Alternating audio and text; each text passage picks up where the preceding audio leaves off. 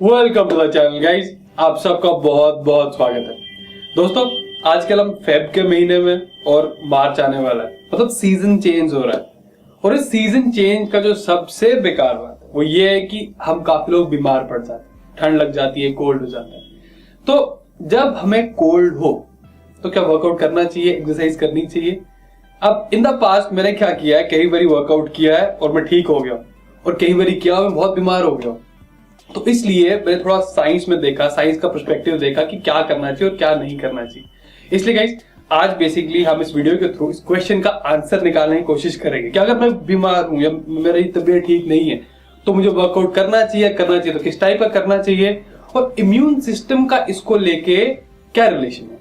तो let's do this.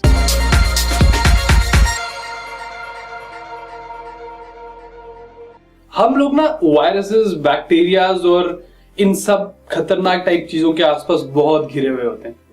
तो हमें बचाता कौन है? हमें बचाता है हमारा इम्यून सिस्टम। इसलिए इसको थोड़ा जानना बहुत जरूरी है किसी भी लॉजिकल कंक्लूजन पे आने के लिए। अब दोस्तों, हमारा जो इम्यून सिस्टम होता है वो दो टाइप का होता है। एक इनेट इम्यून सिस्टम होता है। अब इसका क्या मतलब हो गया? गाइस, जैसे हमारे नाक के अंदर म्यूकस होता है, हमारे स्टमक के अंदर एसिड होता है, कुछ NA सेल्स होते हैं, तो इस टाइप की चीजें जो बचपन में ही डेवलप हो जाती है, इसको इनेट इम्यून सिस्टम बोलते हैं। तो सबसे पहली थ्रेट हमें किसी भी बीमारी से आती है, यही लोग हमारी रक्षा करते हैं। और इंटरेस्टिंगली जो फीमेल्स होती हैं उनका इनेट इम्यून सिस्टम मेल से ज्यादा अच्छा होता है। अब जो दूसरा इम्यून सिस्टम है, अब कई बार क्या होता है कि जो बाहर से लोग आते हैं, मतलब ये बैक्टीरिया लोग या वायरस लोग, ये बहुत खतरनाक टाइप के हो जाते हैं और इनेट इम्यून सिस्टम एकदम हाथ खड़े करता है कि मुझसे तो नहीं हो पाएगा। फिर क्या होता है, अरे थोड़ी मेरी बॉडी का तो और कुछ नहीं है। फिर क्या होता है, एक स्पेशलाइज्ड टीम आती है, अडैप्टिव इम्यून सिस्टम वाली।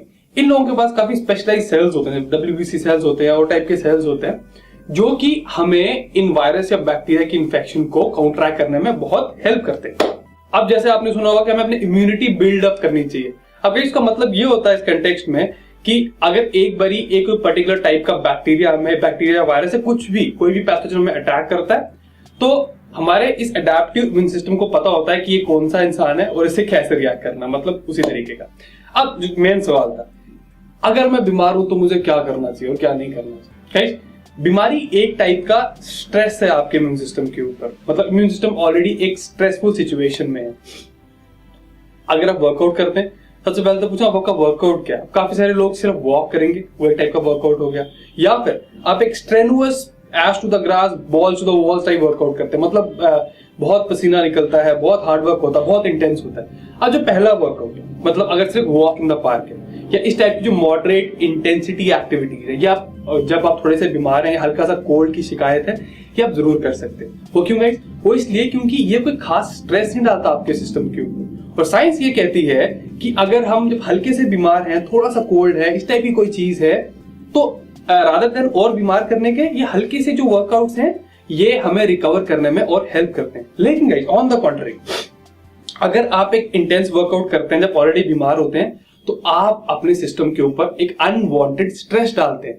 अब नॉर्मल कंडीशंस में क्या होता है कि जब वर्कआउट आपकी बॉडी पे कोई स्ट्रेस डालता है तो आपकी बॉडी उस स्ट्रेस को रिएक्ट करती है और फिर रिकवर करती है। अब ये रिकवरी और स्ट्रेस का साइकिल होता है, यही होता है जो हमें ओवर द पीरियड फिटर बनाता है, ज्यादा हेल्दियर बनाता है। लेकिन ये नॉर्मल कंडीशंस नहीं है, आपकी बॉडी ऑलरेडी अंडर अटैक है फ्रॉम सम फॉरेन एलिमेंट्स, तो आप इस टाइम पे अपने सिस्टम को स्ट्रेस करना बिल्कुल नहीं चाहोगे। तो मतलब hard workouts are strict no no जब आप बहुत बीमार हैं, हल्के से बीमार हैं।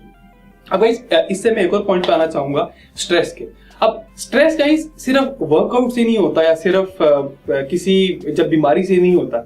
अगर आपकी नींद बहुत कम है, आप बहुत कम सोते हैं, वो एक टाइप का स्ट्रेस है। आपकी लाइफ में कुछ पर्सनल इश्यूज चल रहे हैं, कुछ उस टाइप की प्रॉब्लम्स हैं, वो एक टाइप का स्ट्रेस है। अगर आप एक ऐसे एनवायरनमेंट में रहते हैं जहां पे फास्ट फूड आप बहुत खाते हैं, एनवायरनमेंट पोल्यूटेंट्स बहुत सारे, वो एक टाइप का स्ट्रेस है। तो इन सारी स्ट्रेसफुल सिचुएशंस में हार्ड वर्कआउट करना एक अक्लमंदी का काम बिल्कुल भी नहीं है, क्योंकि ये आपको कोई फायदा नहीं देगा गाइस, ये आपकी सिस्टम को और स्ट्रेस करेगा। और जब आपका सिस्टम ज्यादा स्ट्रेस होता है तो आपके इम्यून सिस्टम को वो बात बिल्कुल पसंद नहीं आती, उससे आप और बीमार होने लगते हैं। मैं एग्जांपल देता हूं, काफी सारे मैराथन रनर्स जब मैराथन खत्म करते हैं उसके बाद बीमार हो जाते हैं। ऐसा क्यों होता है? क्योंकि 40-41 किलोमीटर रन करने के बाद ये बॉडी के ऊपर बहुत स्ट्रेस डालना हो जाता है। जब इतनी स्ट्रेस बॉडी के ऊपर पड़ती है तो इम्यून सिस्टम को रिकवर करने में टाइम लगता है, इंपेयर हो जाता है अगले 2-3 दिन के लिए। वो तो कहने का मतलब बॉडी के ऊपर अनवांटेड या जरूरत से ज्यादा स्ट्रेस डालना आपको कोई भी फायदा नहीं देगा। तो अपनी वो हार्डकोर मेंटालिटी में हल्का सा साइंटिफिक टच लाइए, और जब बीमार है तब हार्डकोर वर्कआउट बिल्कुल भी मत कीजिए। अब गाइस, जैसे हमने बात की थी, 2 टाइप के इम्यून सिस्टम होते हैं आपके, एक इनेट होता है और एडेप्टिव होता है।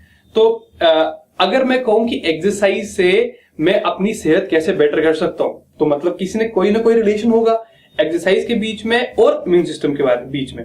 अब ये देखा गया है कि जो रेजिस्टेंस एक्सरसाइज होती हैं, मतलब अच्छे हार्ड वर्कआउट्स होते हैं, लेकिन 3 से 4 बार एक हफ्ते में, ऐसा नहीं कि आप 7 के 7 दिन बहुत हार्ड वर्क कर रहे हैं। तो इस टाइप के जो वर्कआउट्स होते हैं वो आपके प्राइमरी जो इनेट इम्यून सिस्टम है उसको अच्छा बनने में, उसको एफिशिएंट बनाने में बहुत हेल्प करते हैं। और जो आपके मॉडरेट टाइप एक्टिविटीज होती है, मतलब वॉक करने चले गए, या जो आपको मतलब आपके सिस्टम को स्ट्रेस बिल्कुल नहीं कर रही, वो पाया गया है कि आपके एडेप्टिव इम्यून सिस्टम के लिए बहुत अच्छी है। तो गाइस, अपनी लाइफ में स्ट्रेस कम रखिए, जब वर्कआउट की बारी आए तो अपनी बॉडी को रिकवर करने का टाइम दीजिए, खुश रहिए, नींद अच्छी लीजिए, खाइए अच्छा खासा, या मतलब खूब सारी फ्रूट्स एंड वेजीज और अच्छा न्यूट्रिशनल खाना, और आप बिल्कुल सही रहेंगे। So thank you so much for watching. I see you next time. Till then, bye bye.